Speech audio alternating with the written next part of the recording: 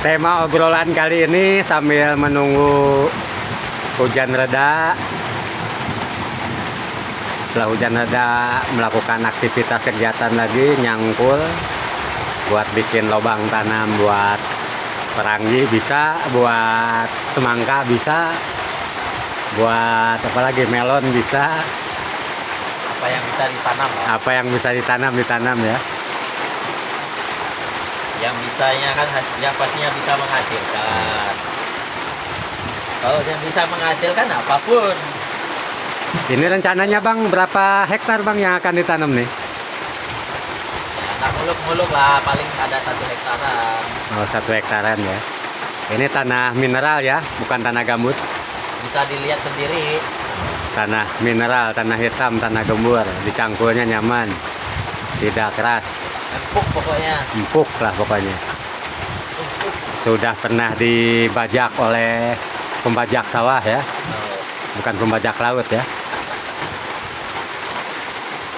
Bajak laut.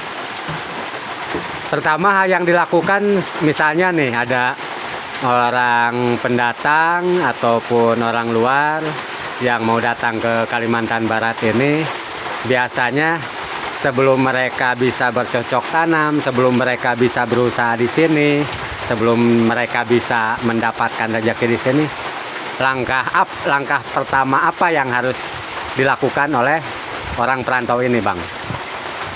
Ya kalau bagi saya sih, kalau ceritanya seperti itu, pertanyaannya seperti itu, ya satu, ya minimal harus ada orang tempatan yang menjadi kawan atau yang dikenal.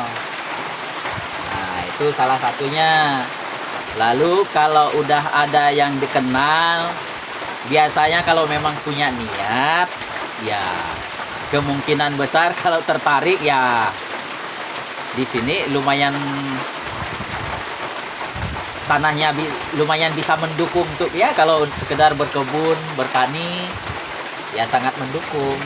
Ya, nanti kalau ada niat berarti ya bisa istilahnya tawar-menawar. Artinya ya kalau memang udah minat ya, berarti kan pasti nanya dari orang tempatan atau kawan, orang yang kita udah kenal. Nah, mulailah nanya mungkin.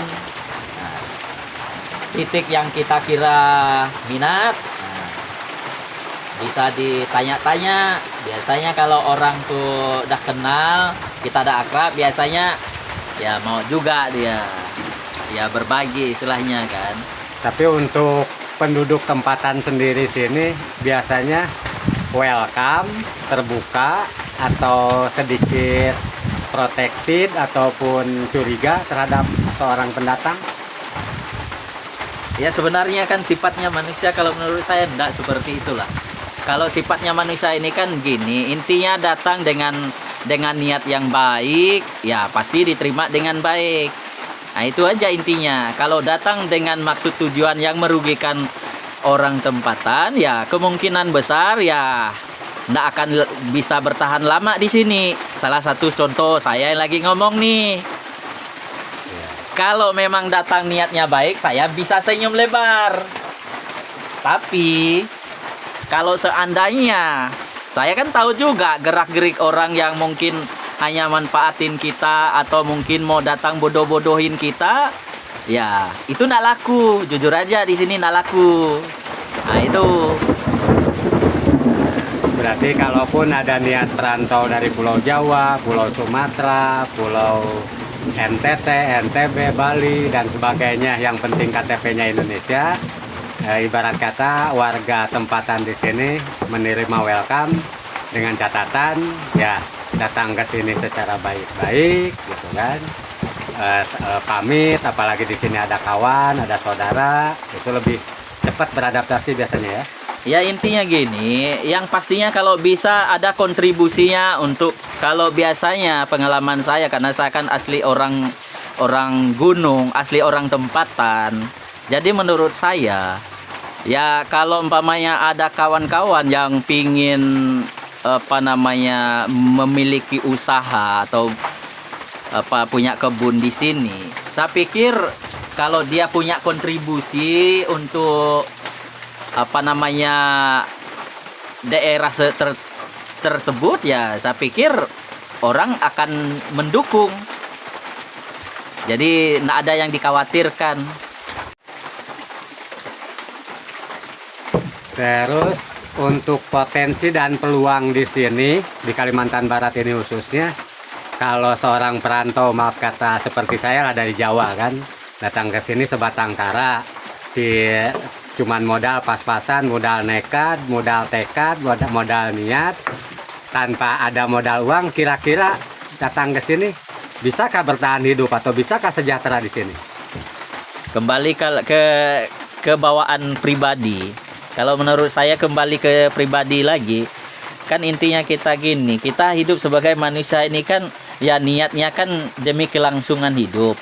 Ya berarti kan apa yang harus dilakukan, kalau kita berusaha niatnya baik, ya apapun, ya menurut saya ya dimanapun kita berada, dimanapun kita hidup, dimana kita buka usaha, ya pasti ada berkatnya, pasti bisa berkembang dengan baik. Nah itu aja sih kalau menurut saya, simpel-simpel aja kalau di sini. Berarti walaupun seperti saya modal nekat, modal nggak dengkul, nggak punya uang datang ke sini, bisa beradaptasi dengan orang sini, tidak fanatik, tidak membawa ayam jantan, tidak petantang pententeng, ibarat kata jaminan di sini pun akan mendapatkan gimana ya? Akan mendapatkan apa-apa yang bisa diciptakan gitu ya. Ya, intinya gini, kita hidup ini nih kan sebagai manusia ciptaan Tuhan. Ya intinya kita pasti bisa saling berdampingan. Kan kita bukan binatang, kita kan sama-sama manusia. Mau Melayu, mau Dayak, mau Jawa, mau suku apa, Sunda, ya kita kan hidupnya berdampingan. Itu sih sebenarnya. Ya hanya kembali lagi dengan omongan saya awalnya tadi, saya bilang yang penting datang ke sini nih niatnya baik. Terus ya ibaratnya di sini jangan sampai datang yang dikiranya orang Kalimantan ini nih orangnya bodoh-bodoh semua. Enggak, itu salah. Di sini orangnya pun udah ya minimal lah. Saya asli orang gunung pun rasanya pikiran saya pun enggak di gunung-gunung juga. Jadi ya saya pikir ya enggak ada masalah, pasti bisa gitu Pak. Berarti untuk toleransi antar beragama, antar suku, antar ras, antar etnis di sini aman-aman saja ya Bang ya? Ya udah pasti dijamin kok. Yang penting intinya datang dengan niat baik, itu aja. Niatnya baik, apalagi kalau punya kontribusi untuk di sini, ya saya yakin sampai kapanpun pasti diterima. Itu aja intinya. Nggak pakai simple aja. Nggak pakai yang macam-macam lah, itu intinya. Berarti prinsipnya di mana bumi dipijak, di situ langit dijunjung ya. Iya, udah pasti. Adil Katalino, Bacuramin Kasaruga, Basengat Kajubata ya. Harus. Itu wajib tuh, wajib. Itu hukumnya wajib. Untuk ini lagi nih, rata-rata penonton saya ini menanyakan tentang keamanan. Di Kalimantan Barat ini aman kah Bang? Katanya kalau saya investasi di situ banyak ninja kah, banyak pencuri kah, banyak pencopet kah, banyak penjamret kah, banyak begal kah? Kata saya tuh, saya aja yang udah lama di sini, perantau dari Jawa Barat, suku Sunda datang ke Kalimantan Barat. Ibarat kata dulunya takut ini takut itu, ternyata setelah saya datang ke sini malah betah, nggak mau pulang lagi ke Jawa. Apalagi di Jawa nggak punya sejengkal pun tanah di Jawa. Di sini ya alhamdulillah puji Tuhan udah dari warisan mertua dapat berhektar-hektar, yang beli sendiri dapat berhektar-hektar. Jangankan sejengkal, di sini hitungannya hektar. Nah itu biasanya paradigma seperti itu emang wajar ya, masalah ketakutan seorang perantau datang ke tempat yang baru gitu. Tapi ya balik lagi tergantung orangnya, tergantung niatnya, tergantung sifatnya. Kalau sifatnya misalkan di tempat asalnya datang ke di tempat asalnya jahat, datang ke sini bawa jahat, ya otomatis berjahat pula ya. kalau dari sananya baik, datang ke sini pasti baik gitu, malah makin baik. Nah, biasanya untuk hal yang pertama dilakukan untuk misalkan anggaplah ada yang perantau ini nanya, Pak, kalau saya di situ coba dulu 1 hektar katanya, terus tingkat keamanannya gimana untuk penduduk tempatan, Bang? Coba bisa dijelaskan nggak? Ya kembali lagi saya bilang, intinya datang dengan niat baik. Kita bisa berbaur dengan warga setempat. Karena tadinya intinya kan kalau umpamanya ada seseorang yang dari Jawa sana datang ke sini kan dia pasti sudah ada yang dikenal, itu pasti intinya seperti itu. Nah, kalau udah seperti itu ya niatnya kan baik tuh ya, enggak masalah. Jadi enggak ada yang dikhawatirkan. Di sini kok enggak ada yang makan manusia kok. Hanya yang mau bikin masalah itu kan niatnya yang dari sana itu datang dengan ya mungkin gaya-gaya yang agak istilahnya buat orang di sini risih. Mungkin itu kalau bisa janganlah, itu aja intinya. Kalau orang sini sih bagi saya ya kembalikan kita manusia sama manusia. Jadi ya samalah. Selama Abang punya kebun sawit berhektar-hektar, pernahkah kecurian atau kecolongan atau ada ninja?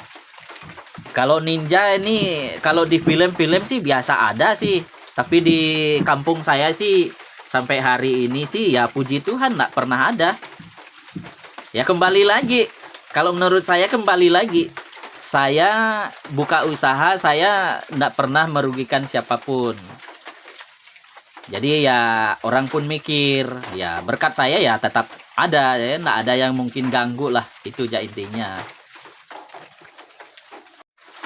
Nah, terus kembali ke pertanyaan ini nih Bang nih. Kan yang di channel saya ini kan sebagai agen, broker atau penghubung atau calo, tapi saya berusaha untuk jadi calo profesional, penghubung ataupun mediator profesional dari pertama mulai survei awal, terus pengukuran lahan, terus dipetakan, terus dicek masalah keabsahan legalitas surat menyuratnya, baik itu SPT ataupun surat keterangan desa ataupun SHM gitu kan.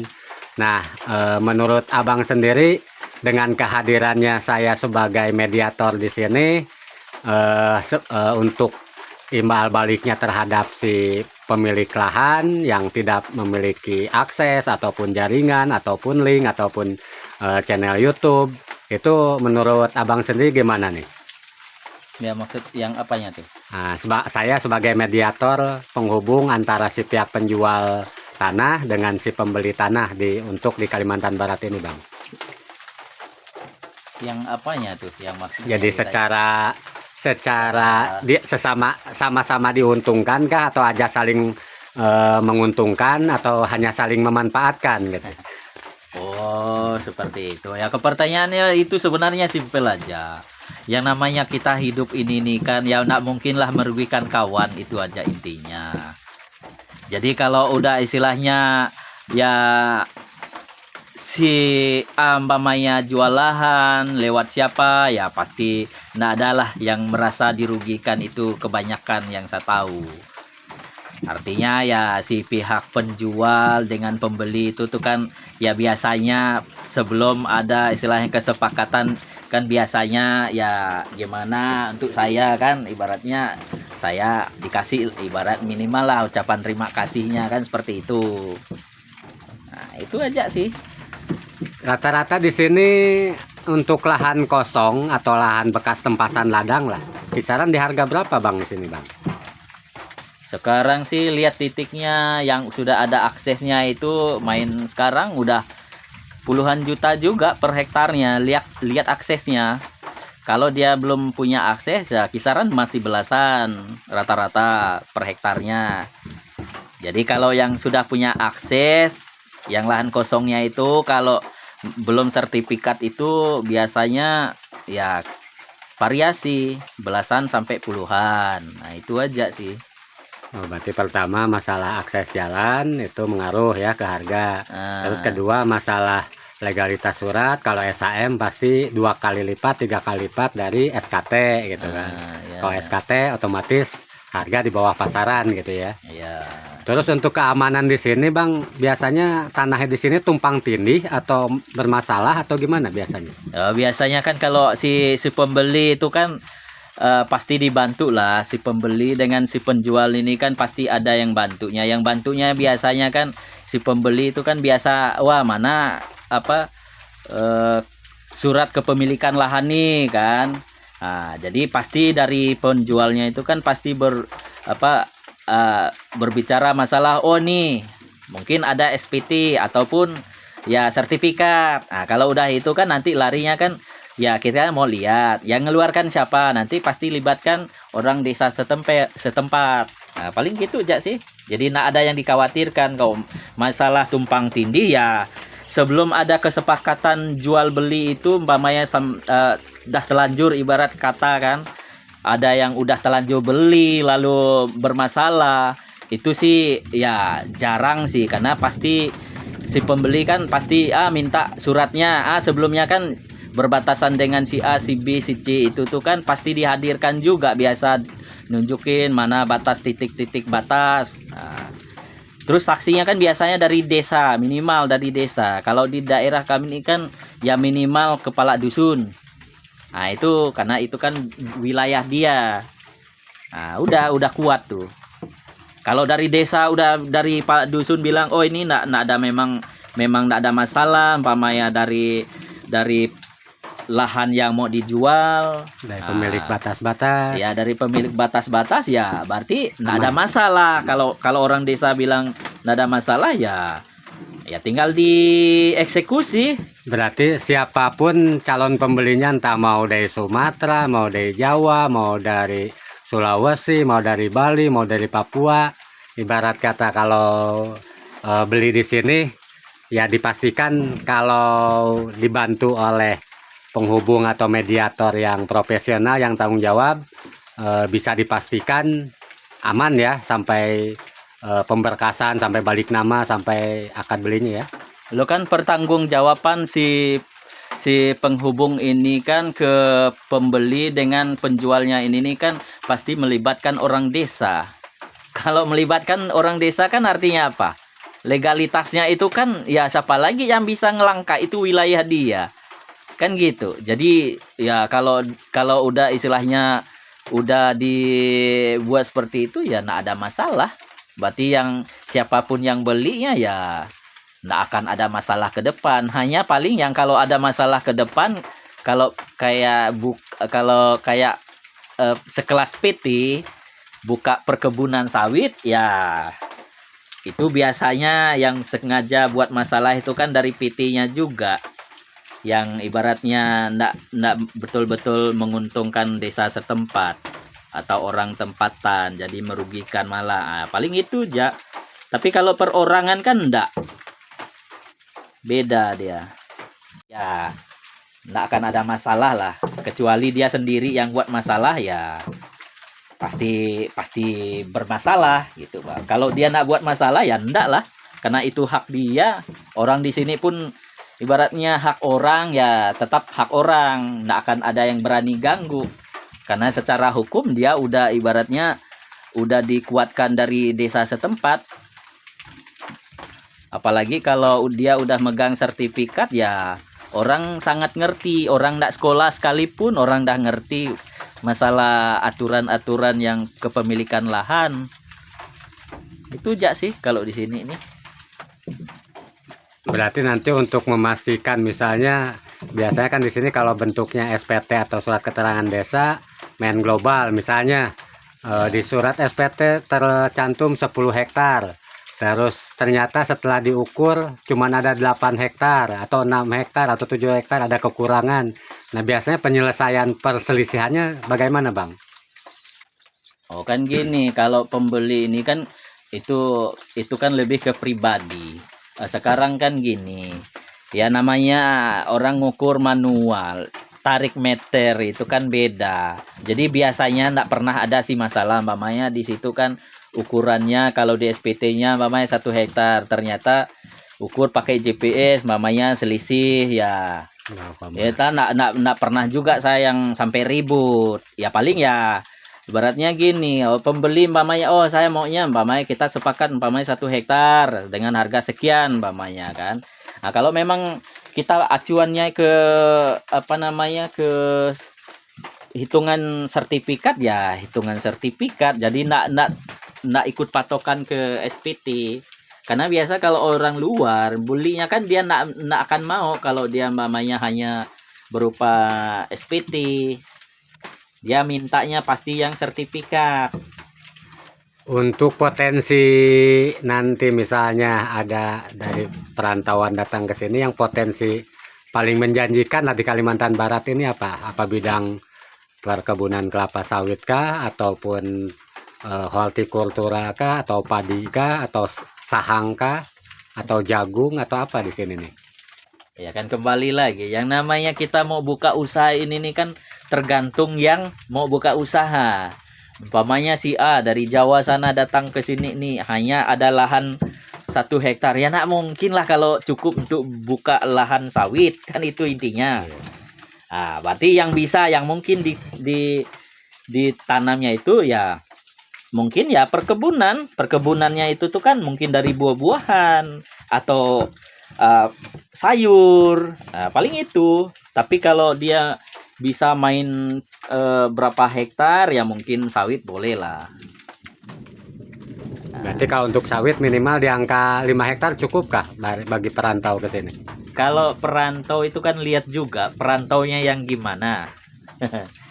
Kalau dia ibaratnya dia mau invest ya istilahnya 5 hektar menurut saya masih tanggung, kepalang tanggung. Karena hitung dia umpamanya dia PP-nya dari sini ke Jawa aja udah berapa, dari Jawa ke Kalimantan udah berapa, kan itu hitungannya. Kalau hanya lahan hanya 5 hektar itu intinya. Tapi ya kalau untuk jangka panjang ya silahkan, kan kembali lagi kan kita ndak bisa juga ya kembali ke yang bersangkutan. Kalau dia mau invest ya silahkan. Dia mau nanam apa, kalaupun umpamanya dia hanya dapat 1 hektar, dia mau nanam sawit ya silahkan. Hanya kalau menurut saya ya kepalang tanggung juga. Karena sawit itu kan kalau 1 hektar itu kan ya paling sekitar 140 dengan ukuran 8x8, 140 batang. Kalaupun dia bibit yang bagus, perawatannya bagus, ya kurang lebih sebulan itu ya kurang lebih mau 2 tonan juga. Tapi bibit bagus, perawatan maksimal. Kalau enggak ya paling 1 ton lebih satu bulannya. Ya bisa dihitung katakanlah kalau untuk jual ke RAM sini ya 2,5 ya kalau 1 juta kan bisa dihitung baru dapat berapa gitu. Berarti untuk misalnya dari Jawa ke sini punya modal buat 10 hektar sawit, langsung tanam sawit. Nah, untuk selama 3 tahun itu hal efektif apa yang harus dilakukan supaya ada pemasukan tiap bulannya ataupun per tiap tahunnya lah, karena kan selama 3 tahun ini pasti puasa dulu lah. Apa di tumpang sari dengan jagung atau ladang atau sayuran? Kembali ke yang bersangkutan. Kalau memang yang bersangkutan pingin buka lahan itu terus dia langsung tumpang sari, bagus. Jadi ya kembali ke yang pemilik lahan itu, yang mau invest itu. Kalau umpamanya dia istilahnya mau tumpang sari sebelum menghasilkan sawitnya itu, di sini potensi ya sayur, jagung itu sangat bisa, sangat-sangat.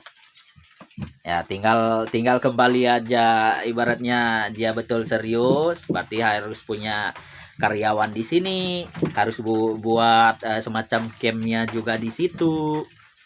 Nah itu aja kalau menurut saya. Baik. Terima kasih atas obrolan santainya. Mudah-mudahan penonton semua yang menyimak dari awal sampai akhir ini bisa berguna, bisa bermanfaat, terutama yang selalu komentar di kolom komentar nanyakan tentang seputar tanah di Kalimantan Barat. Ada yang percaya, ada yang nggak percaya. Kok murah lalu, kok masih luas, kok apa ya? lebih baik ya buktikan sendiri ke sini, silakan datang. Kalaupun niat awalnya ya survei dulu, lihat dulu, baca dulu situasi. Apabila misalkan udah srek, udah pas di hati, udah ibarat kata siap modalnya, siap budgetnya. Nah, tinggal ibarat kata tinggal keberanian aja kan, tinggal keberanian, tinggal putuskan. Oh, saya mau investasi di Kalimantan Barat dengan sekian hektar, budget sekian, ya udah tinggal jalankan. Tapi sebesar apapun rencana para penonton misalkan, oh pengen tapi tidak dilaksanakan ya, nanti harga tanah di sini ya pasti tahun ke tahun tetap ada kenaikan gitu kan. Mungkin yang tadinya dari 10 juta bisa jadi 20 juta, yang 20 juta jadi 30 juta. Saya aja selama kurun waktu 5 tahun itu selisihnya itu hampir 20 juta. Selisih harganya. Dari yang dulu saya beli sampai hari ini. Rata-rata ya mau belasan juta selisihnya. Nah, ini perbandingannya sih. Apalagi udah ditanam sawit kan, beli lahannya 10 juta.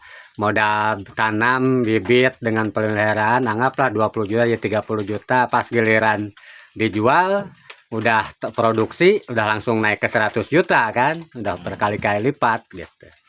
Nilai ekonomisnya itu apa ya, bisa dibuktikan lah. Mau jual ke pihak bank pun, misalkan bukan jual pihak ke bank, misalkan mau diagunkan ke bank pun pasti per hektarnya itu kalau udah ada tanaman sawitnya pasti di angka 100 juta. Udah produktif gitu. Punya saya ada yang saya mau jualnya. Kalau ada yang minat. Oh, punya abang ada yang mau dijual juga? Udah produksi kah bang? Udah. Ya tinggal panen langsung menghasilkan duit kalau ada yang minat. Kisaran berapa hektar yang mau dijualnya? Saya untuk nambah modal saya kalau yang rencana saya mau jual sih kurang lebih 2 hektaran. Jadi tanamannya itu tuh kurang lebih 315 batang. Bisa dicek kalau ada yang minat, bisa dicek dulu di lahan. Nah, kalau masalah harga ya, kalau ada yang minat ya silahkan datang. Datang aja ke sini. 2 hektar itu berapa pokok? 300-an dia. 300-an dia. 300-an. Karena sebenarnya kalau untuk di situ tuh karena memang dia posisi tanahnya itu kan ya bukit-bukit. Jadi ya istilahnya untuk bisa masuk bibitnya itu tuh kan ya ada potensi untuk agak lebih banyak. Nah, itulah keuntungannya. Makanya kalau orang beli lahan ini, kalau berbukit-bukit ini biasanya dia tembak lurus. Padahal dia tanahnya itu udah bergelombang. Jadi dari situ sebenarnya keuntungan kalau kita beli yang sertifikat itu kan berarti ukuran pakai GPS. Nah, itu sebenarnya. Karena kalau udah tanah gelombangnya lumayan jauh, ya tembak lurus. Sekali kita ukur pakai tali, karena kita harus turun ke bawah, terus naik lagi kan, selisihnya itu cukup jauh. Nah, itu makanya punya saya itu yang memang rencana saya mau jual. Kalau ada yang minat, ada yang serius lah intinya, datang aja lihat, ngecek sendiri. Untuk potensi buahnya per sekali panen berapa ton? Kalau dulu saya kurang lebih 2 tahun belakangan itu untuk sekali panen itu ya kurang lebih hampir 4 ton, 3 ton lebih rata-rata.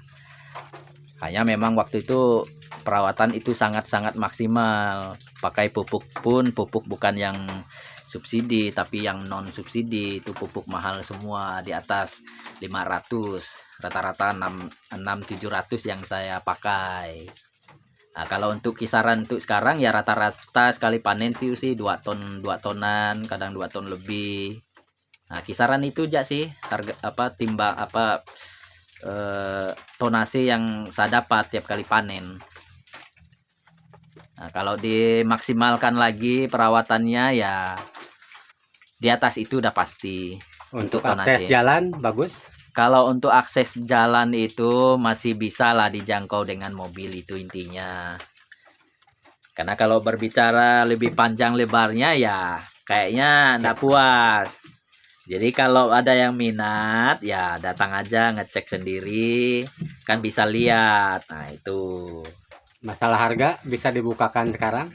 Ya, kalau untuk harga sih menurut saya ya istilahnya relatif lah. Kalau ibaratnya kita buat agunan kan seratusan ya mungkin per hektarnya. Tapi kalau umpamanya ada yang minat ya bisa nego. Apalagi cash ya. Ya. Jadi ya saya buka harga ya kalau memang ada yang mau, yang minat, ya saya paling buka 180 per apa 2 hektar. 2 hektaran. Nah, kurang lebih Itu seperti sertifikat ya, SAM ya. ya atas nama sendiri, hak milik, Dijamin aman ya. jamin. Nggak ada sengketa, punya sendiri kok. Karena saya beli lahan itu udah lama juga. Dulu beli lahan itu nyicil juga. Siap. Baik, untuk nanti barat kata ada yang komen di sini, misalkan ada yang berminat, siapa tahu ada yang berminat dari penonton channel ini, nanti bisa komen di kolom komentar ya. Nanti kalau masalah video lahannya nanti akan saya videokan di video terpisah. Mungkin sekian dulu karena ini cuaca udah kembali reda hujannya. Saya mau melanjutkan olahraga lagi, mau kerja nyangkul lagi. Mudah-mudahan bisa terkejar targetnya. Bisa. Nah, atas perhatian dan atensinya saya ucapkan terima kasih. Selamat sore, salam dari Kalimantan Barat. Selamat sore.